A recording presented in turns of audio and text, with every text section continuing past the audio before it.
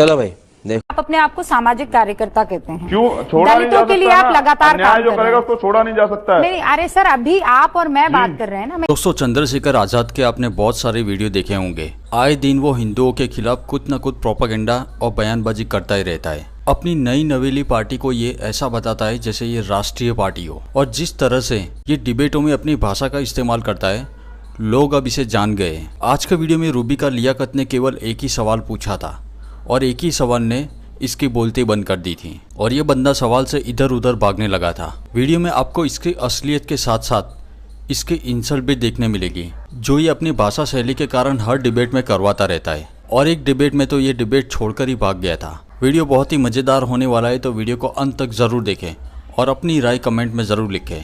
और इस तरह के मज़ेदार वीडियो देखने के लिए वीडियो को लाइक और चैनल को सब्सक्राइब जरूर कर ले। ये कह रही हूँ, मैं आपसे बात करना चाहती हूँ, मैं आपसे सवालों के जवाब देना चाहती हूँ।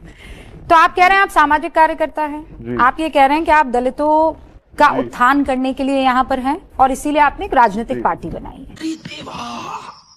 ये गड़बड़ है बाबा। तो मुझे ये बताइए कि वो कौन सा राज्य है जहाँ सबसे ज्यादा, वो कौन सा राज्य है जहाँ सबसे ज्यादा दलित बेटियों के साथ अत्याचार हो रहा है? वो कौन सा राज्य है? इसे पार्टी की मीटिंग समझ के फंस गया।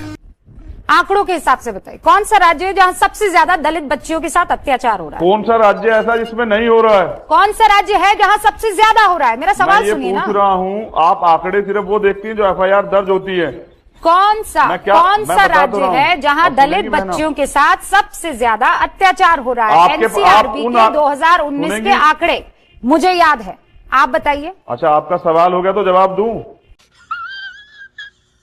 वेट कर रही हूँ। मैंने आपको बताया कि अभी आपके पास जो आंकड़े हैं ना, वो आंकड़े हैं जो FIR दर्ज होती हैं। मेरे पास वो भी आंकड़े हैं जिनमें FIR दर्ज नहीं होती है, और उत्तर प्रदेश में सबसे ज्यादा अत्याचार होता है। सर ये तो आपने तय कर लिया ना। NCRB का आंकड़ा कहता है सबसे ज्यादा SC कम्युनिटी की बच्चियों के साथ अगर कहीं पर अत्याचार होता है तो वो है राजस्थान। समझ रहे हो आप? 554 हाईएस्ट इन इंडिया। मुझे ये बताइए, आप राजस्थान में क्यों नहीं गए? उत्तर प्रदेश ही क्यों? इसके पीछे की नीयत क्या बताया आपको? ये जी, हेलो। हाँ, मैं सुन रही हूँ। उत्तर प्रदेश ही क्यों? राजस्थान क्यों नहीं गए? मेरी आवाज आ रही है आपको? बिल्कुल आ रही है सर, दुरुस्त एकदम। हेलो, सुन रही हूँ चंद्रशेखर आजाद साहब, आपकी आवाज आ रही है मुझे आपकी आवाज कम आ रही है। बेटा, तुमसे ना हो पाएगा। एक मिनट सुनिए।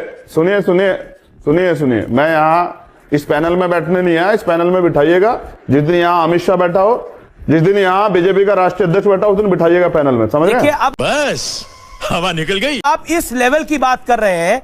आप कह रहे हैं कि अमित शाह बैठा हो। आप अभी आप कह रहे थे कि देखिए आप सम्मान से बात करिए। आप किस तरह के लिहाजे से बात कर रहे हैं? आपने मेरे से तू तड़ाक करी। मैं तो आपसे इतनी आराम से बात कर रहा हूँ चंद्रशेखर रावत जी। नहीं हूँ मैं, तू तड़ाक नहीं करता हूँ ना भाई। चल झूठा आपने करी अभी। मैं तो आपका सम्मान करता हूँ अमित देवगन जी। मैं तो आपको जी करके संबोधित कर रहा हूँ। बैठा हो तो मुझे बिठाइएगा, समझ रहे हैं ना? सुधांशु त्रिवेदी राष्ट्रीय अध्यक्ष बैठा होगा तो मुझे बिठाइएगा। एक से नहीं, आप तो लोकतंत्र में यकीन करते हैं ना, तो सुधांशु त्रिवेदी का एक सवाल सुन लीजिए आप। मैं सुधांशु जी का जवाब नहीं दूंगा ना।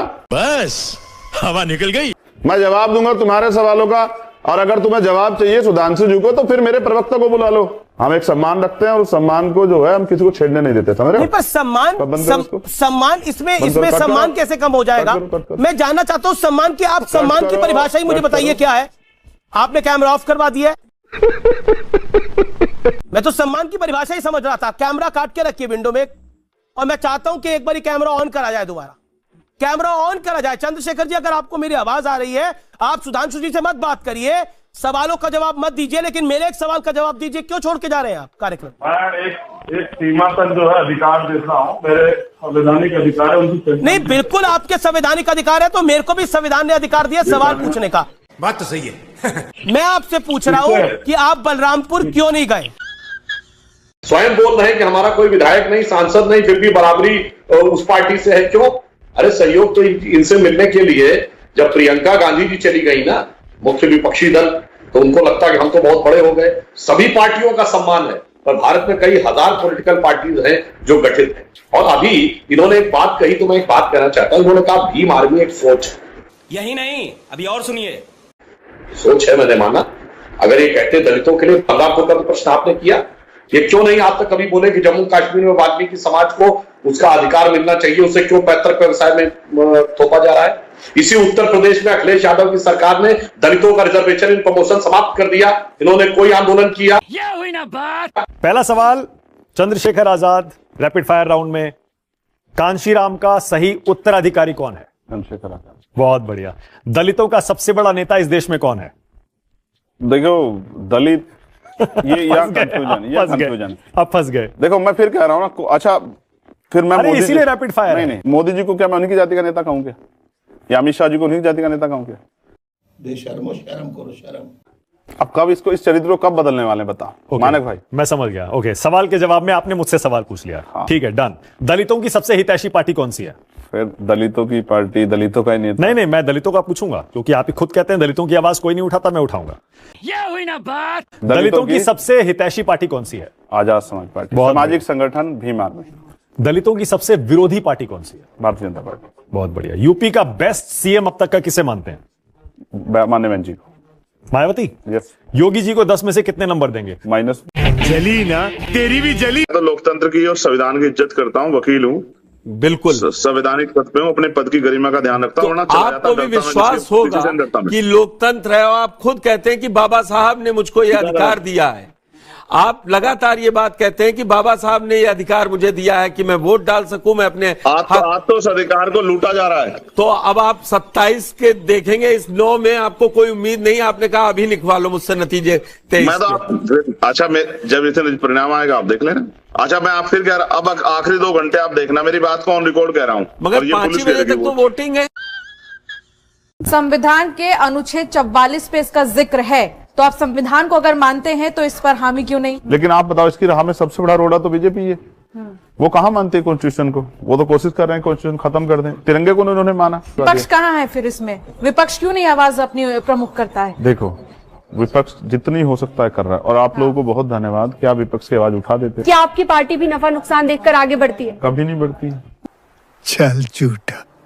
हमें नफा, अच्छा हम राजनीति में नफा नुकसान के लिए आए नहीं। चलिए आगे बढ़ते हैं, माफियाओं की बात कर लेते हैं। माफियाओं को मिट्टी में मिलाया जा रहा है, इस पर क्या कहेंगे आप? हाँ, एक माफिया तो अभी जिनको इतना लंबे का समय का टाइम दिया कि भाई आराम से सेटल कर लो, डरा दो परिवार को, धमका दो परिवार से, किस तरह से जो है बातचीत कर लो, सेटिंग कर लो कि आपकी जान बच जाए। कौन से माफियाओं की बात कर रही है? आपने इसे भय की राजनीति नाम दिया, लेकिन आपको नहीं लगता कि कानून व्यवस्था बेहतर हुई है पहले से? बहुत बेहतर हुई है। मजा आया।